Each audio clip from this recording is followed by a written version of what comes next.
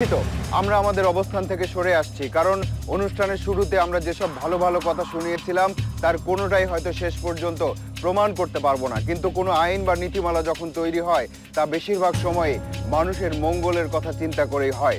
সমস্যা হয় বাস্তবায়ন বা মেনে চলার পর্যায়ে গিয়ে, সেখানে থাকে না কোনো নিয়ন্ত্রণ, শুরু হয় নানা ধরনের স্বেচ্ছাচারিতা। তার শিকার হই আপনি, আমি, আমরা সবাই। সিএনজি অটোরিকশা সংক্রান্ত যেসব ভালো ভালো কথা আপনাদের শুনিয়েছিলাম তার বিপরীতে বাস্তব চিত্র কি, চলুন এবার সেটা দেখে আসি।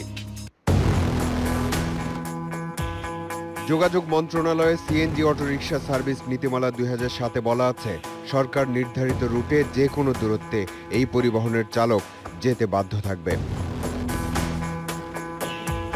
রাজধানীর বসুন্ধরা সিটি শপিং মল এলাকা, এখান থেকে হাত বাড়ালে বাসের মতো গণপরিবহন পাওয়া না গেলেও 3 চাকার সিএনজি অটোরিকশা পেতে পারেন।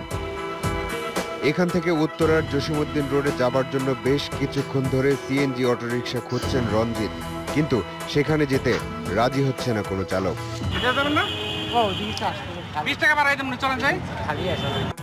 তার মানে শুরুতে আমরা যা বলেছি তার শুধু কাগজপত্রের নীতিমালা, আর যে ঘটনা দেখলেন তা বাস্তবতা।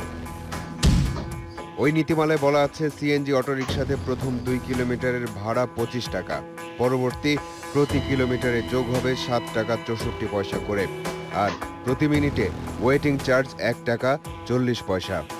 মিটারে যাবার চিন্তা মাথা থেকে বাদ দিয়ে আবার অটোরিকশা খুঁজতে শুরু করলো রঞ্জিত। এসব নিয়ম কানুন মেনে কাউকে গন্তব্যে যেতে বাধ্য করা দুরাশা। দীর্ঘক্ষণ চেষ্টার পর বসুন্ধরা সিটির সামনে থেকে একটা সিএনজি অটোরিকশা ঠিক করতে পারলেন তিনি। তবে নীতিমালা শর্ত পূরণ করে নয়, 300 টাকার চুক্তিতে। বিরক্তিকর অবস্থা, সারাদিন পরে এখানে দাঁড়ায় আছি। আইন শৃঙ্খলা বাহিনী এগুলা রেস্ট্রিকশন আনলে পরে তো আমরা বাঁচতে পারি এই বিষয়ে। একদিন পর রাজধানীর মিরপুর 1 নম্বর কলেজ ছাত্র ইমতিয়াজ আগারগাঁওয়ের আইডিপি ভবনে যাবার জন্য বাসের অপেক্ষায়, কিন্তু সময় কম, তাই বিকল্প বাহন হিসেবে অটোরিকশা খোঁজ করতে শুরু করলো ইমতিয়াজ। ওই সিএনজি যাবে আইডিপি ভবন কত? কেন মিটারে যাবেন? আবার বেশি রাখবেন কেন? মিটারে যা আছে তাই যাবেন। এই মামা, সিএনজি অটোরিকশা চালকরা যদি ভাড়ার চেয়ে আপনার কাছে 10-20 টাকা বেশি নেওয়ার জন্য আবদার করে, তাহলে নিশ্চিতভাবেই বলতে পারি আপনারা বেশিরভাগ মানুষই সে আবদার পূরণ করার চেষ্টা করবেন। কিন্তু ঘটনা তো ঘটে উল্টো। একটা সিএনজি অটোরিকশার ভাড়া ঠিক করতে গিয়ে চালকের আবদার পূরণ করার সৌভাগ্য হয়ে ওঠে না প্রায় কারোরই।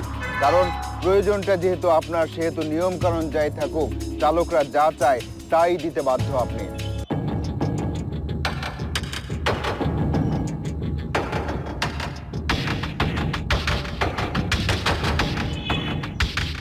রাস্তায় নাইমেই মিজাজ খারাপ করতে হয়, কারো না কারোর সাথে ঝগড়া করতে হয়, বিশেষ করে দুজনের সাথে। একজন হইল রিক্সাওয়ালা আর একজন হইল সিএনজিওয়ালা। মালিক জমা বেশি নিতেছে, আমরা পাবলিকের থেকে নিতেছি। আবার মিরপুর 1 নম্বরে ফেরা যাক। ইমতিয়াজ হয়তো এতক্ষণে কোনো একটা অটোরিকশা ঠিক করেছে, কিন্তু না, এখনো ঘুরছে সে। মিটারে যাবেন, মিটারে চলেন।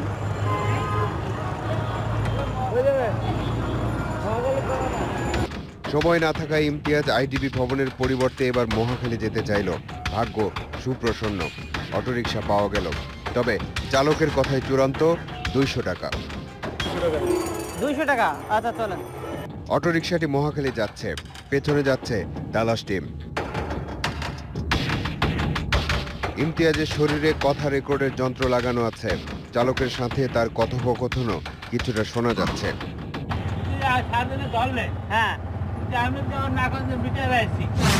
এসব দৃশ্য দেখার পর একটা শব্দই মাথায় আসছে বারবার, আর তা হলো জিম্মি।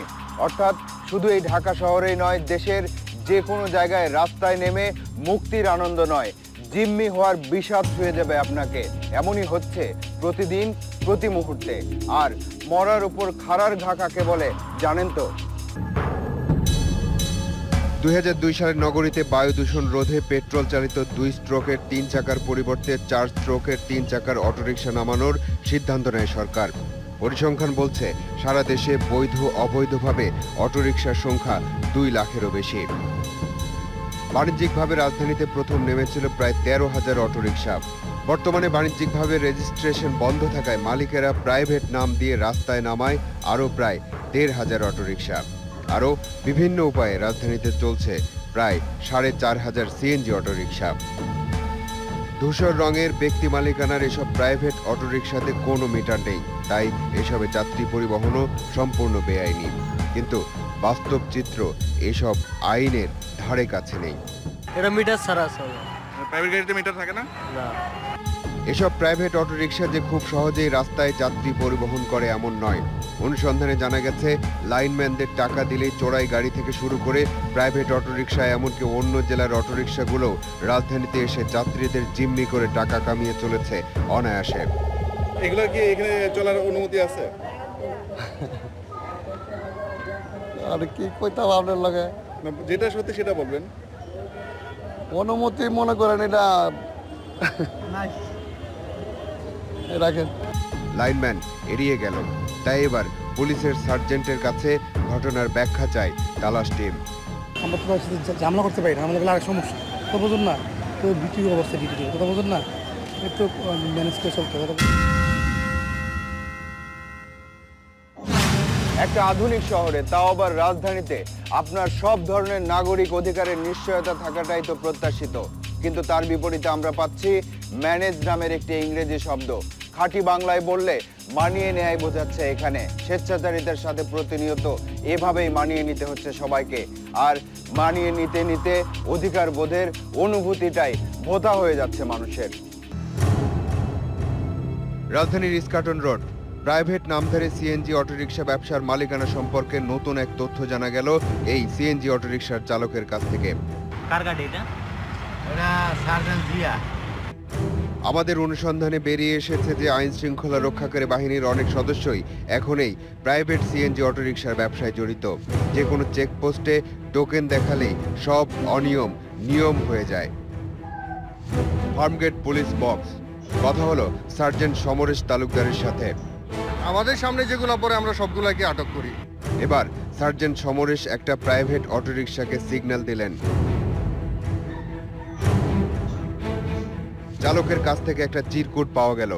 সেখানে লেখা, এই গাড়িটি পুলিশ পরিবারের, ট্রাফিক আইন ও অপরাধের বিষয় বিশেষ বিবেচনায় দেখার জন্য অনুরোধ করছি। চিরকুটের নিচে একজন পুলিশ সদস্যের স্বাক্ষরও আছে। হাজার হাজার যানবাহনের বিরুদ্ধে মোবাইল কোর্ট পরিচালনা করা খুবই দুরূহ।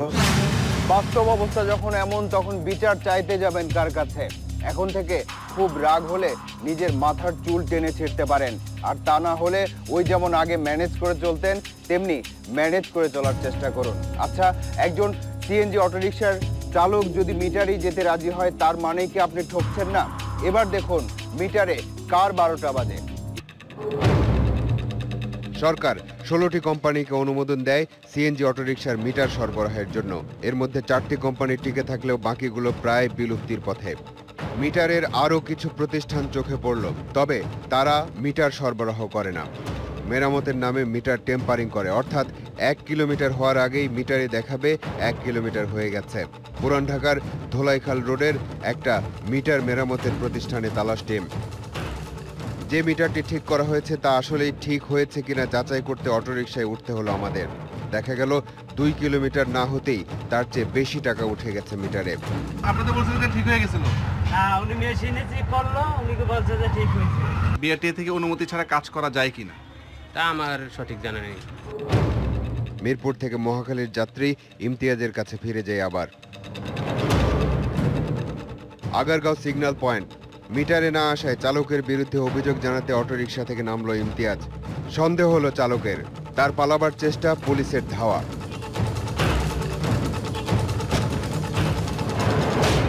সে মিটার আসে নাই, চুক্তি করছে, আমরা আইনানুগ ব্যবস্থা গাড়ি রেকারিং হবে। তবে আইন কানুন যে সব সময় এমন কঠোর তা কিন্তু নয়, কারণ সর্ষের মধ্যে অনেকগুলো ভূত আছে। সার্জেনের 1200 টাকা দিয়ে, সার্জেনের টাকা দিয়ে ছাড়াই আনছে। আজকে আমরা না থাকলে কি আপনি পারতেন? আপনারা না থাকলে পারতাম। সিএনজি অটোরিকশা পরিবহন সেবা নামের এই প্রতিদিনের চলচ্চিত্রে বিরতির আগ পর্যন্ত আপনারা যেসব দৃশ্য দেখলেন তাতে মনে হচ্ছে চালকরা এর একমাত্র ভিলেন বা নেতিবাচক চরিত্র। কিন্তু বাকি চরিত্রগুলোর কার্যকলাপ এখনো শুরু হয়নি। 4 মিনিট সময় দিন, বাকিদের নিয়ে ফিরছি।